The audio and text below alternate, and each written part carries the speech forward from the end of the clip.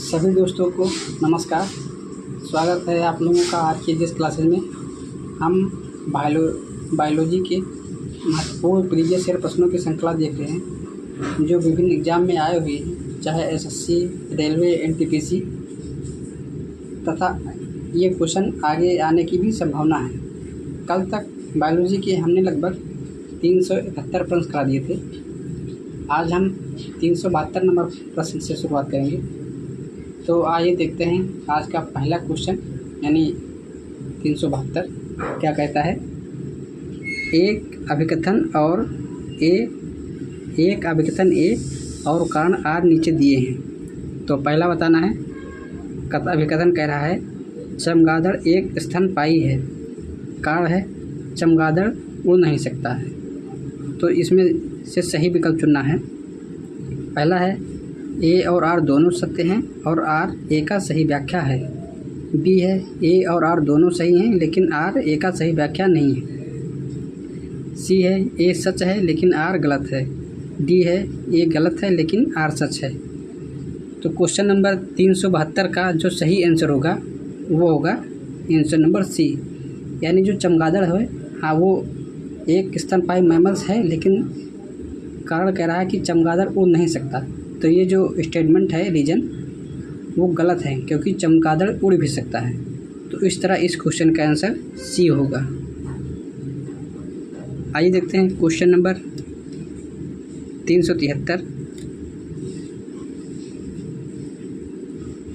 निम्नलिखित में से कौन सा सबसे बड़ा बंदर है।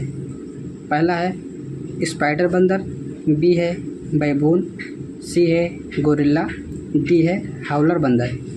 ये एनडीए 2011 में पूछा गया क्वेश्चन है।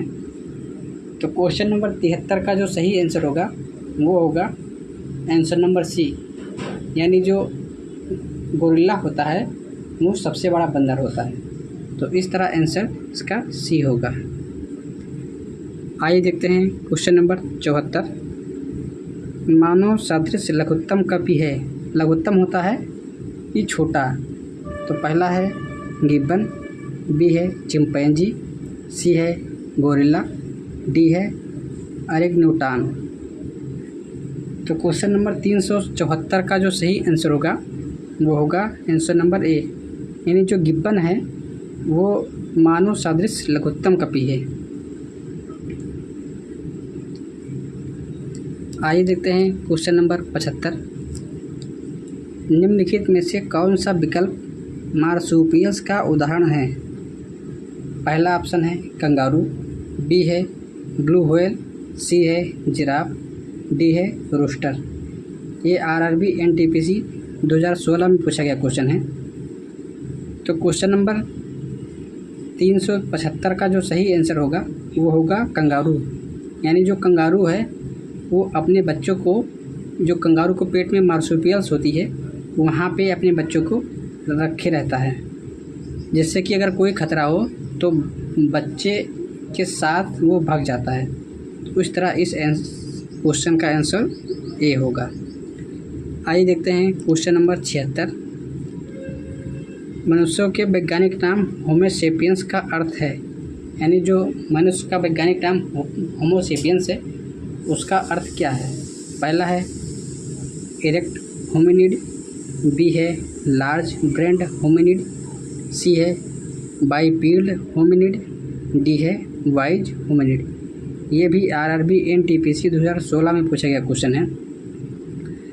तो 376 का जो सही आंसर होगा वो होगा आंसर नंबर डी, यानी जो मनुष्य का वैज्ञानिक नाम होमो सेपियंस है बेसिकली वो वाइज होमिनिड है, यानी इस तरह इसका आंसर डी होगा।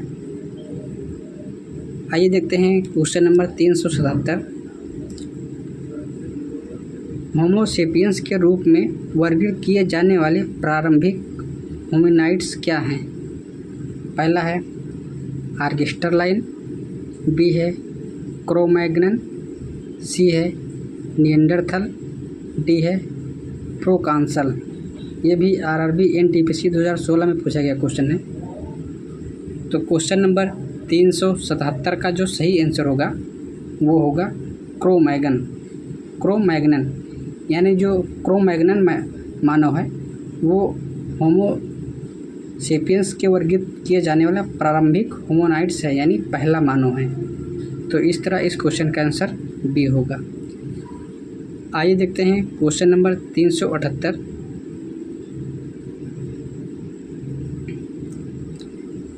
सूची 1 को सूची 2 से सम्मिलित कीजिए तथा नीचे दिए गए कूट से सही उत्तर चुनिए। एक तरफ विशेषताएं हैं सूची 1 में और दूसरी तरफ जानवर हैं।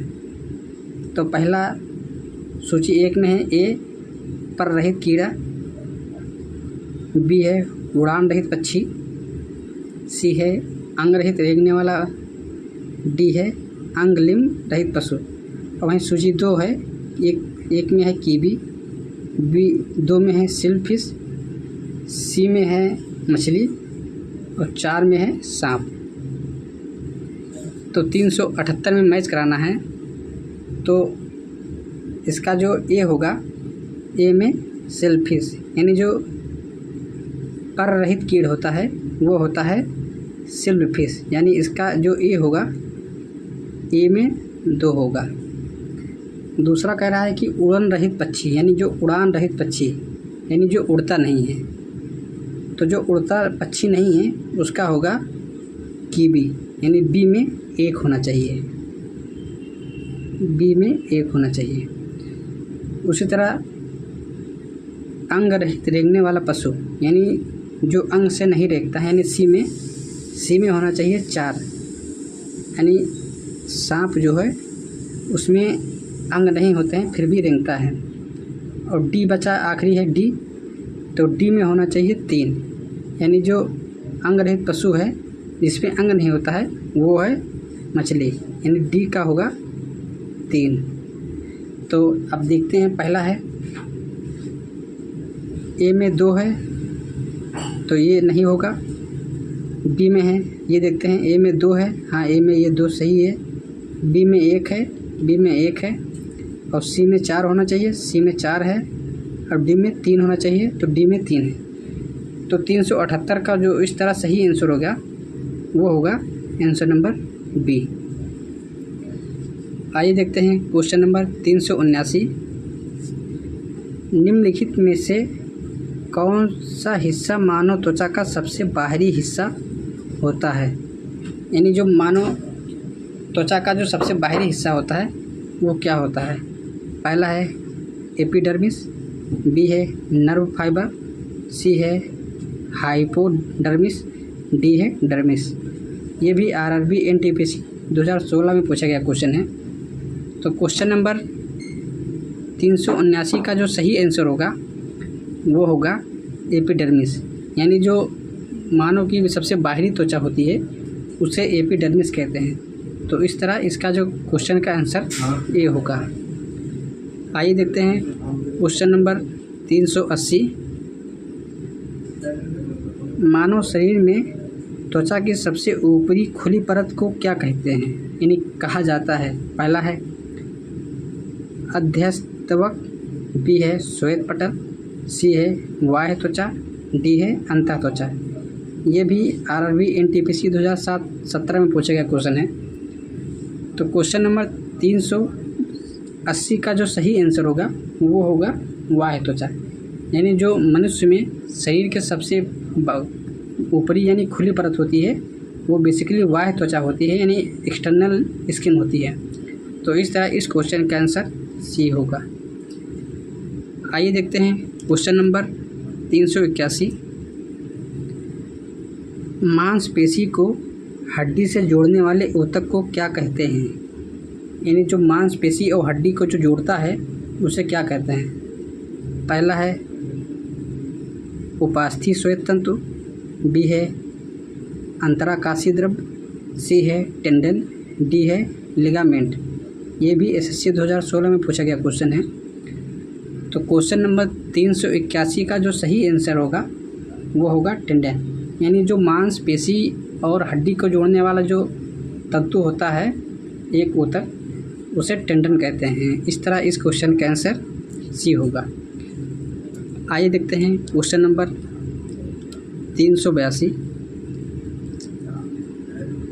रक्त होता है, यानी जो ब्लड होता है मनुष्यों या जानवरों में, वो क्या होता है? पहला है एक संयोजी ऊतक, यानी एक कनेक्टिव टिश्यू। बी है एक उपकलित ऊतक, यानी एक एपिथेलियल टिश्यू। सी है उपयुक्त दोनों, यानी बोथ। डी है उपयुक्त में से कोई नहीं। तो क्वेश्चन नंबर 382 का जो सही आंसर होगा वो होगा एक कनेक्टिव टिश्यू है, यानी जो ब्लड होता है एक संयोजी ऊतक होता है। तो इस तरह क्वेश्चन नंबर 382 का जो सही आंसर होगा वो आंसर ये होगा।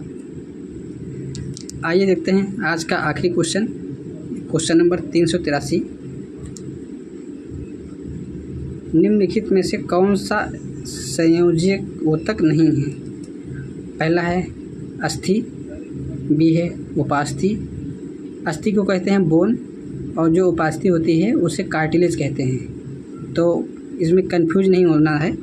तो अस्थि मतलब होता है बोन, BONE बोन। बोन मतलब होता है हड्डी। और उपास्थि को कहते हैं कार्टिलेज, यानी कार्टिलेज यानी जो उपास्थि होती है वो कार्टिलेज होती है।